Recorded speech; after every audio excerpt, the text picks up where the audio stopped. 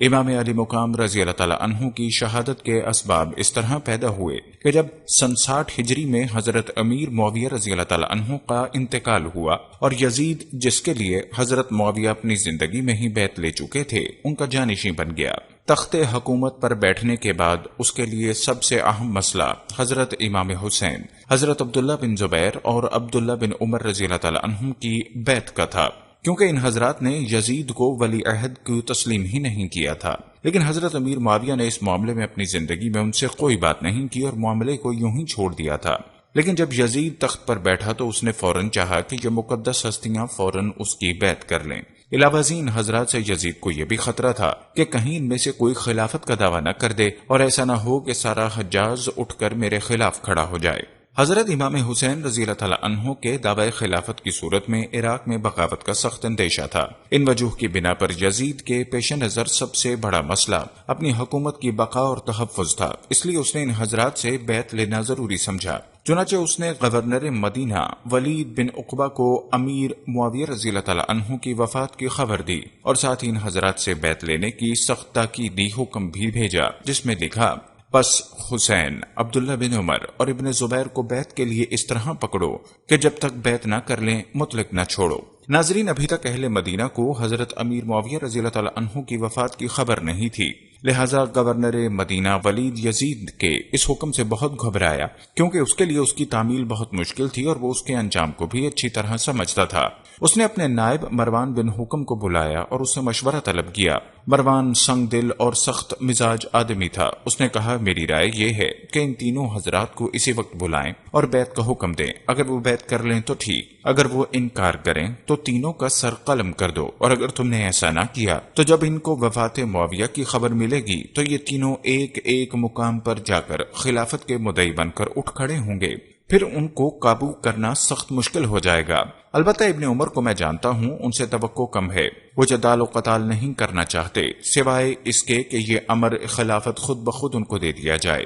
ناظرین، اس مشورے کے بعد گورنر مدینہ ولید نے ان تینوں حضرات کو بلا بھیجا۔ اس وقت حضرت امام حسین اور عبداللہ بن زبیر رضی اللہ تعالیٰ عنہ دونوں مسجد نبوی میں تھے، اور وہ وقت بھی ایسا تھا کہ اس میں ولید کسی سے ملتا ملاتا نہیں تھا۔ قاصد نے ان دونوں کو امیر کا پیغام دیا۔ انہوں نے قاصد سے کہا کہ تم چلو، ہم ابھی آتے ہیں۔ حضرت ابن زبیر نے امام حسین رضی اللہ تعالیٰ عنہ سے کہا: آپ کا کیا خیال ہے؟ امیر نے ایسے وقت میں جبکہ وہ کسی سے ملتے ملاتے نہیں ہمیں کیوں بلایا ہے؟ امام حسین رضی اللہ تعالیٰ عنہ نے فرمایا: میرا یہ گمان ہے کہ امیر معاویہ فوت ہو گئے ہیں اور ہمیں اس لیے بلایا ہے کہ ان کی وفات کی خبر عام ہونے سے پہلے وہ ہم سے یزید کی بیعت لے لیں۔ ابن زبیر نے کہا کہ میرا بھی یہی گمان ہے، اب آپ کا کیا ارادہ ہے؟ اس پر حضرت امام حسین رضی اللہ تعالیٰ عنہ نے فرمایا: میں اپنے چند جوانوں کو ساتھ لے کر جاتا ہوں، کیونکہ انکار کی صورت میں ہو سکتا ہے کہ معاملہ نازک صورت اختیار کر جائے۔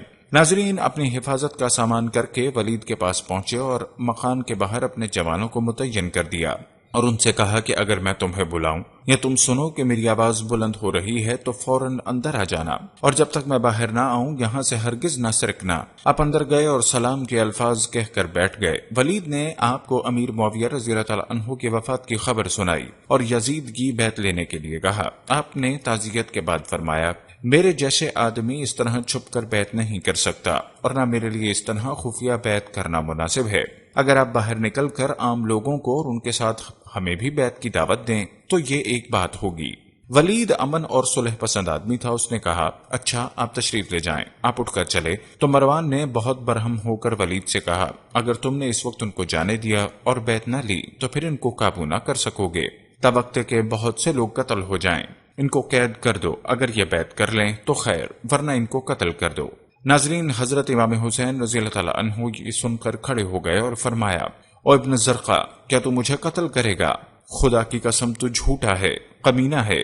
یہ کہہ کر آپ تشریف لے آئے۔ مروان نے ولید سے کہا: تم نے میری بات نہ مانی، خدا کی قسم اب تم ان کو قابو نہیں پا سکو گے، یہ بہترین موقع تھا کہ تم ان کو قتل کر دے۔ ولید نے کہا: تم پر افسوس، تم مجھے ایسے مشورے دے رہے ہو جس میں میرے دین کی تباہی ہے۔ کیا میں صرف اس وجہ سے نواسہ رسول کو قتل کر دیتا کہ وہ یزید کی بیعت نہیں کرتے؟ اگر مجھے دنیا بھر کا مال و متاع مل جائے تو بھی میں ان کے خون سے اپنے ہاتھوں کو آلودہ نہ کروں۔ خدا کی قسم، قیامت کے دن جس سے خون حسین کی باز پرس ہوگی وہ ضرور اللہ کے سامنے خفیف ہوگا۔ مروان نے کہا: تم ٹھیک کہتے ہو، یہ اس نے صرف ظاہرداری کے لحاظ سے کہہ دیا، ورنہ وہ دل میں ولید کی بات کو ناپسند کر رہا تھا۔ ولید کے پاس سے واپس آنے کے بعد امام علی مقام سخت کشمکش میں مبتلا تھے۔ یزید کی بیعت آپ کو قلبی طور پر سخت ناپسند تھی کیونکہ وہ نااہل تھا، اور اس کا تقرر بھی خلفائے راشدین کے اسلامی طریقہ انتخاب کے بالکل خلاف اور غیر شرعی طور پر ہوا تھا، بلکہ آپ کے نزدیک یہ کیسر و کسرہ کے طرز کی پہلی شخصی حکومت تھی، اس لیے آپ احتجاجاً اس کے خلاف تھے۔ دوسری طرف حالات اجازت نہیں دیتے تھے کہ آپ علی الاعلان اس کے خلاف آواز بلند کر دیں۔ ادھر عبداللہ بن زبیر رضی اللہ تعالیٰ عنہ طرح طرح کے ہیلوں سے ولید کے قاصدوں کو ٹالتے رہے اور ولید کے پاس نہ آئے، اور دوسرے دن مدینہ سے مکہ کی طرف نکل گئے۔ ولید کا عملہ سارا دن ان کی تلاش میں سرگرداں پھرتا رہا، مگر وہ نہ مل سکے۔ ادھر شام کے وقت پھر ولید نے امام علی مقام کے پاس آدمی بھیجا۔ آپ نے فرمایا، اس وقت تو میں نہیں آ سکتا، صبح ہونے دو، پھر دیکھیں گے کیا ہوتا ہے۔ ولید نے یہ بات مان لی اور آپ نے اسی رات اپنے اہل و عیال اور عزیز و اقارب کو ساتھ لے کر مدینے سے مکے کی طرف ہجرت کا ارادہ کر لیا۔ حضرت امام حسین رضی اللہ تعالیٰ عنہ نے اپنے گھر والوں کو فرمایا کہ تم تیاری کرو، اور آپ خود مسجد نبوی شریف میں روضہ رسول پر حاضر ہوئے۔ نوافل ادا کر کے جو ہی چہرہ رسول کے سامنے پہنچ کر دست بدست سلام کے الفاظ ادا کیے، بے ساختہ آپ کی آنکھوں سے اشک رواں ہو گئے۔ یہی وہ شہر تھا جس میں آپ نے عمر عزیز کا اب تک بیشتر حصہ گزارا تھا۔ بچپن سے اب تک اسی شہر کی پرنور فضاؤں اور معطر ہواؤں میں شب و روز کا سلسلہ رہا تھا۔ یہ شہر آپ کے نانا جان کا شہر تھا، آپ اس گلشن رسول کے مہکتے پھول تھے، مگر اب اس شہر میں رہنا مشکل ہو گیا تھا۔ اسی شہر میں آپ کی والدہ ماجدہ کا مدفن تھا۔ آپ کے بھائی اسی شہر میں آرام فرما رہے تھے۔ اس وقت امام پاک رضی اللہ تعالیٰ عنہ کی کیا کیفیت ہوگی؟ وہ روضہ رسول پر اپنے جذبات و احساسات کا اظہار کر رہے تھے، نانا جان کے روبرو اپنے احوال بیان کر رہے تھے۔ پھر امام پاک اپنے اہل و عیال کو ساتھ لے کر مدینہ منورہ سے مکہ کی طرف ہجرت کر گئے۔ حضرت محمد بن حنیفہ رضی اللہ تعالیٰ عنہ نے آپ سے کہا، بھائی میں تم سے زیادہ کسی کو محبوب نہیں رکھتا، اور اگر خلق خدا میں کسی کو اس کا مستحق نہیں سمجھتا کہ اس کے ساتھ آپ سے زیادہ خیر خواہی کروں، لہٰذا میرا مشورہ یہ ہے کہ جہاں تک ہو سکے آپ یزید کی بیعت اور کسی مخصوص شہر کے ارادے سے الگ رہیں، اور دیہات اور ریگستان میں قیام کریں اور لوگوں کے پاس اپنے قاصد بھیج کر اپنی بیعت کی دعوت دیں۔ اگر وہ لوگ بیعت کر لیں تو آپ اس پر اللہ کا شکر کریں، اور اگر وہ کسی اور شخص پر متفق ہو جائیں تو اس سے آپ کے اوصاف و کمالات اور فضیلت میں اللہ کچھ کمی اور کچھ فرق نہ آنے دے گا۔ مجھے خوف ہے کہ ان حالات میں اگر آپ کسی مخصوص شہر یا کسی مخصوص جماعت کے پاس جائیں گے تو ان میں اختلاف پیدا ہو جائے گا۔ ایک گروہ آپ کے ساتھ ہوگا اور دوسرا آپ کے خلاف، پھر ان دونوں میں جنگ و جدال کی نوبت آ جائے گی، اور سب سے پہلے آپ ان کے نیزوں کا نشانہ بنیں گے۔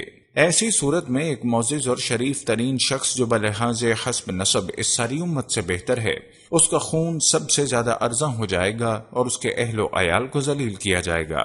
یہ باتیں سن کر حضرت امام حسین رضی اللہ تعالیٰ عنہ نے فرمایا کہ بھائی پھر میں کہاں جاؤں؟ محمد بن حنیفہ نے کہا، مکہ، اگر وہاں آپ کو اطمینان حاصل ہو جائے تو کوئی نہ کوئی سبیل پیدا ہو جائے گی، اور اگر اطمینان حاصل نہ ہو تو پھر ریگستانوں اور پہاڑوں کی طرف چلے جائیں اور ایک مقام سے دوسرے مقام کی طرف منتقل ہوتے رہیں اور لوگوں کے بدلتے ہوئے حالات دیکھتے رہیں، پھر آپ کسی نہ کسی نتیجے پر پہنچ جائیں گے، کیونکہ جب واقعات سامنے آ جاتے ہیں تو رائے بہت زیادہ صحیح ہو جاتی ہے۔ آپ نے فرمایا، بھائی تم نے خیر خواہی اور شفقت فرمائی، مجھے امید ہے کہ انشاءاللہ تمہاری رائے درست اور موافق ثابت ہوگی۔ یہ کہہ کر اب یزید بن مفرق کے یہ اشعار بطول مثال پڑھتے ہوئے مسجد میں داخل ہوئے، جن کا مفہوم ہے، جس دن کے ظلم و ستم سے میرا گلا گھونٹ دیا جائے گا اور موت میرا انتظار کر رہی ہوگی، اگر میں میدان چھوڑ جاؤں تو پھر کبھی بھی صبح کے وقت غاری گری کے لیے اونٹوں کو نہ چونکاؤں گا اور نہ ہی اپنا نام یزید رکھوں گا۔ اس میں کوئی شبہ نہیں کہ محمد بن حنیفہ رضی اللہ تعالیٰ عنہ کا مشورہ دور اندیشی اور مصلحت پر مبنی تھا۔ ارباب عقل و دانش اس قسم کی مصلحت آمیزیوں اور دور اندیشیوں سے کام لیتے ہیں اور دوسروں کو بھی اس کی ترغیب دیتے ہیں، اور بعض مواقع پر مصلحت سے کام لینا کوئی بری بات نہیں ہے، لیکن اہل عشق و محبت کا مزاج کچھ اس سے مختلف ہی واقعہ ہوا ہے۔ ناظرین، امام علی مقام رضی اللہ تعالیٰ عنہ مدینہ کو چھوڑتے وقت جب اپنے نامنا حضرت محمد صلی اللہ علیہ وسلم کے روضہ انور پر حاضر ہوئے اور صلاۃ و سلام عرض کر کے رخصت و اجازت طلب کی، اس وقت آپ کی کیا کیفیت ہوگی؟ بلا شبہ دیدہ خون بار نے اشک غم کی بارش کی ہوگی، قلب خزیں صدمہ جدائی و فراق سے گھائل ہو رہا ہوگا۔ یہ کیسا دن تھا! سخت رنج و علم کا دن تھا کہ نواسائے نبی جگر گوشائے علی نور دیدار زخرہ جا رہا تھا اور ہمیشہ کے لیے جا رہا تھا۔ آپ کی مدینہ سے مکہ کی طرف ہجرت آپ کی شہادت کا پہلا سبب تھی۔ کیونکہ آپ یزید کی بیعت سے انکاری تھے، حق بات کہنے والے تھے، باطل کے خلاف تھے۔